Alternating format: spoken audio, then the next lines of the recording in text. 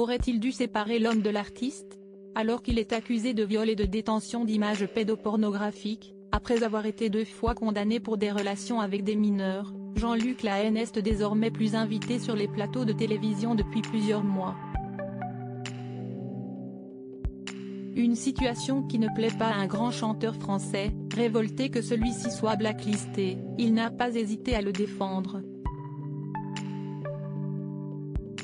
Depuis plusieurs années, c'est sa situation judiciaire qui fait plus parler que sa musique. Après avoir été condamné 2 fois pour atteinte sexuelle sur mineur de 15 ans puis pour corruption de mineurs, en 2007 et 2015, le chanteur Jean-Luc Lahaye se débat en effet ces derniers mois avec de nouvelles accusations, de détention d'images pédopornographiques, mais aussi de viol. Ses victimes présumées, 2 jeunes femmes, rapportent des actes qui se seraient passés en 2013 et 2014 alors qu'elle était mineure. De très graves accusations, qui, couplées à son passé très chargé, lui valent de ne plus faire partie de la vie médiatique, même lorsque les chaînes de télévision organisent des émissions regroupant les artistes d'une génération. Une mise à l'écart qui ne plaît pas tellement au chanteur Pascal Danel, star des années 70, et qui n'a pas hésité à prendre sa défense dans l'émission Chez Jordan, ce jeudi, sur C8. Jean-Luc est un garçon adorable. Je l'ai connu lors d'une tournée avec une radio, a-t-il d'abord expliqué, avant de poursuivre. Les tournées duraient 2 mois à l'époque, et il y avait Pierre Perret, le grand Pierre Perret avec nous. Jean-Luc démarrait, et je ne peux pas dire que je l'ai aidé, mais je l'ai soutenu.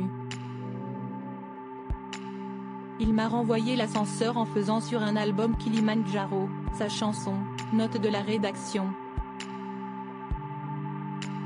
Très bien, d'ailleurs, il l'a très bien chanté. Et puis bon, ses problèmes sont ses problèmes, que dire? S'est-il ensuite interrompu, alors que le présentateur lui demandait si ses problèmes devaient le blacklister de la télé.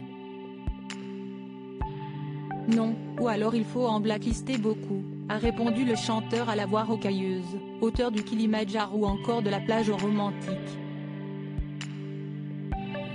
Parce que beaucoup ont fait ce qu'il a fait et n'ont pas eu de problème, a tenté de savoir Jordan de Luxe. Ou autre chose, de pas bien, de pas terrible, a conclu l'artiste sur le sujet. Jean-Luc Lahaye ne reste pas discret par volonté mais plutôt par obligation, son contrôle judiciaire lui interdit en effet de se produire sur scène. Remis en liberté en mai 2022 après quelques mois de détention provisoire, il a tenté de faire lever cette partie de la décision du juge, mais cela lui a été définitivement refusé par la Cour de cassation en février dernier. En attendant son procès, il n'est donc pas prêt de revenir dans la lumière. Jean-Luc Lahaye reste présumé innocent des faits qui lui sont reprochés jusqu'à la clôture définitive de l'affaire.